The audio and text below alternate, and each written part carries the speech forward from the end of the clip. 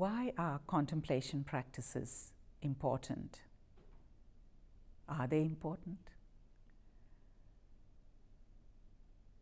Well, of course, I'm biased, but I will share some things about why I think they are vitally important in our times.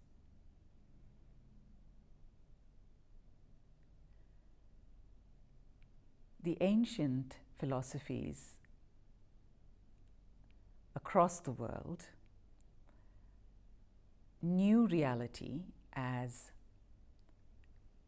the movement towards fragmentation, towards splintering, towards coming into forms, multiplicity, but also the movement towards unity, towards the most subtle, well, what we call non-material, really, but that's still in this domain of duality.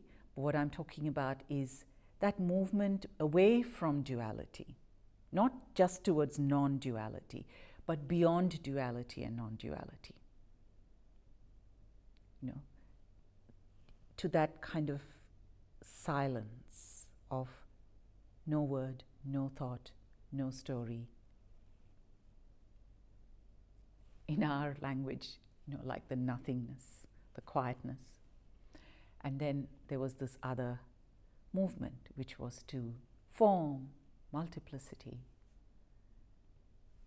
splintering. So they knew both these movements in reality. They are both part of reality. It's not that one is real and the other isn't. They're both part of this whole experience, this whole beingness called reality.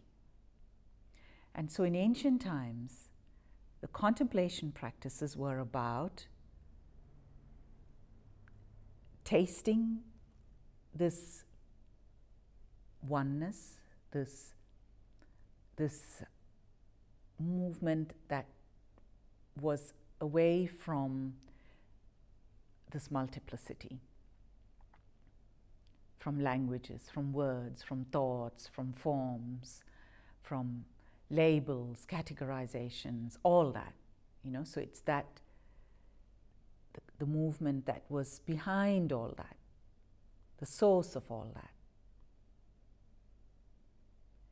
Because that tasting, that experience, when you hold your experience of multiplicity, which is obviously our dominant experience because we are in form, we have a form, and so that is what is more easily available to us, and that is our dominant experience. But when we can hold it from this more subtle, this more quiet,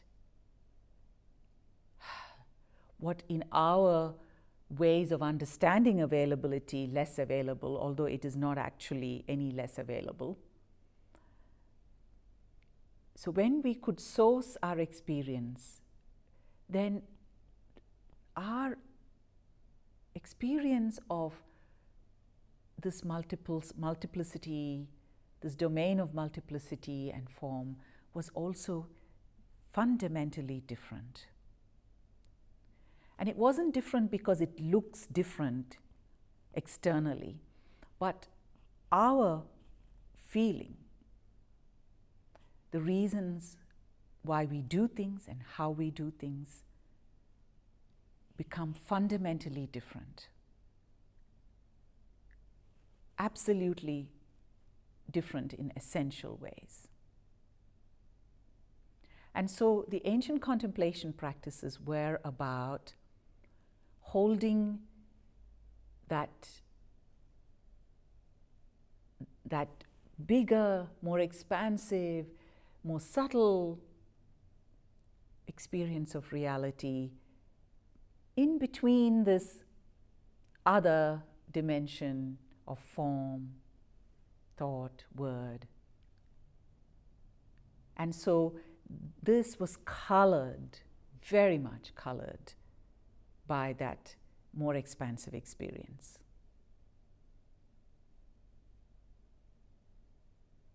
And this is something that we really miss when we look at ancient civilizations, when we look at them from where we are now and we think of them as primitive and we make certain conclusions about them because of the things that we value now. But we forget that when your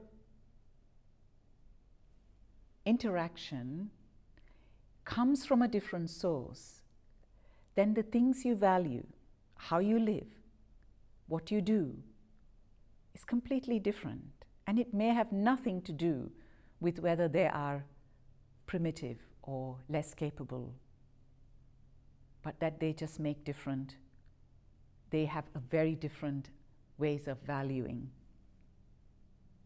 and different ways that they choose the things they do and the things they value.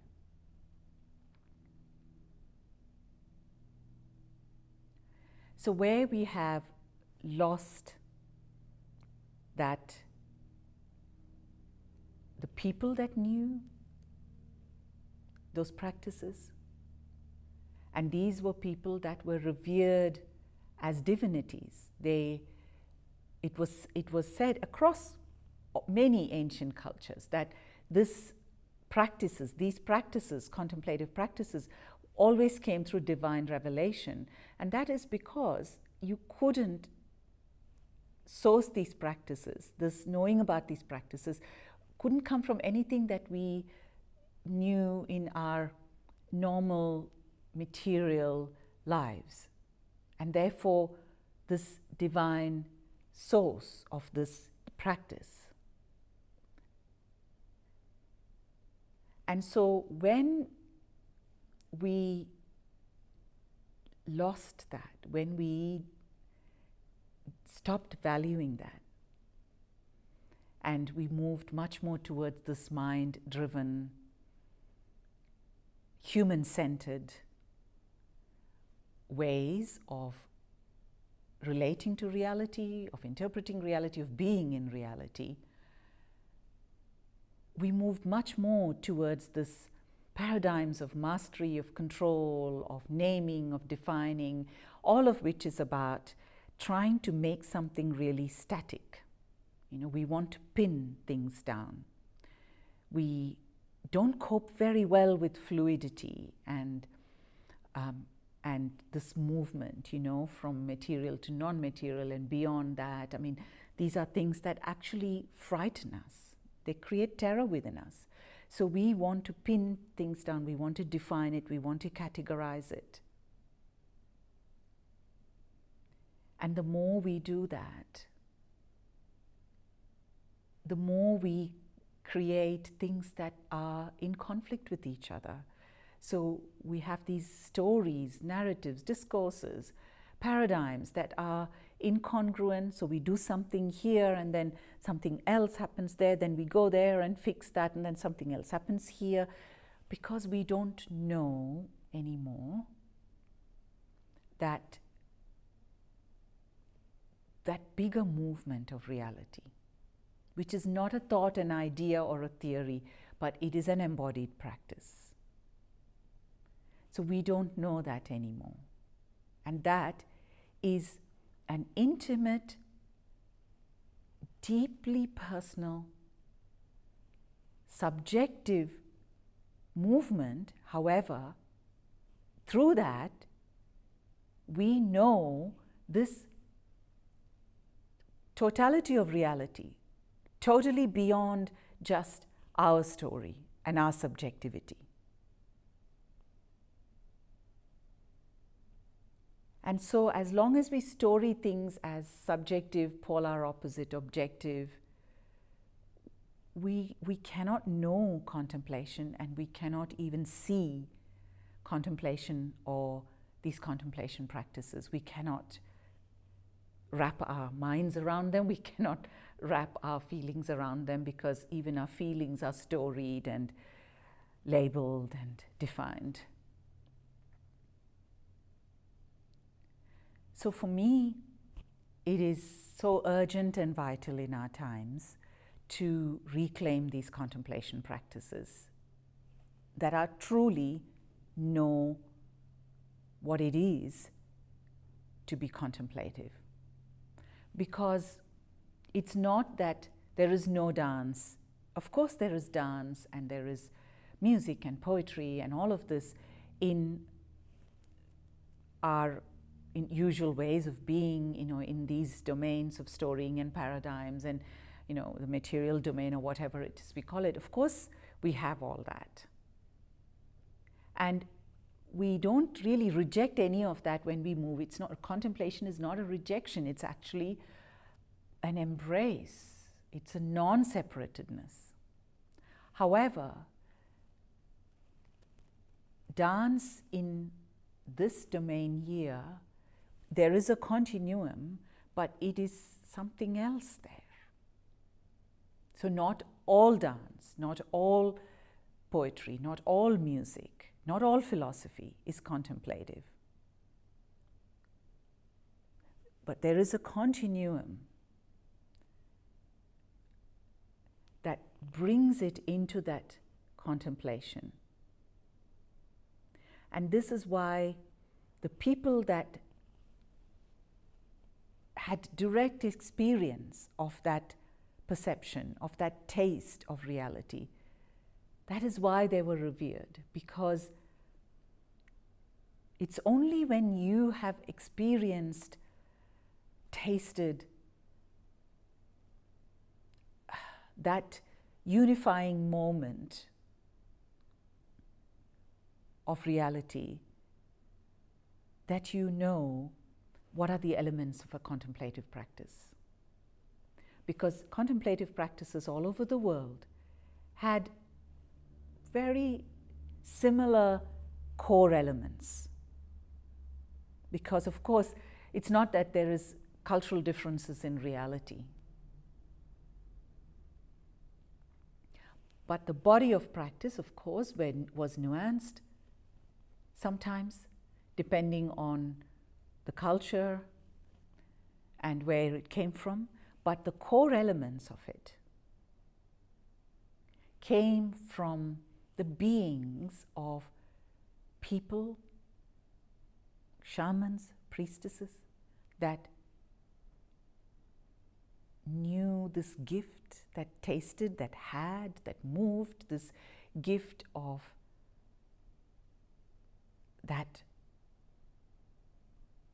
point in reality where all opposites come together and we go beyond it. It's not that the opposites just come together. We go beyond this kind of dual, non-dual, all of that. That point, beyond all that. And when we source our action from there, because of course we are in form, of course multiplicity, like I said, is also an essential part of reality. So when we are moving in this realm of multiplicity, we move from a completely different intent and motivation that at its essence moves from that movement of life that is one, that doesn't privilege one form of life above the other, that doesn't entitle one form of life to any more rights than any other life. And from that can emerge ways of being that knows how to move in harmony with everything, with all of reality. And this, I think, is so important,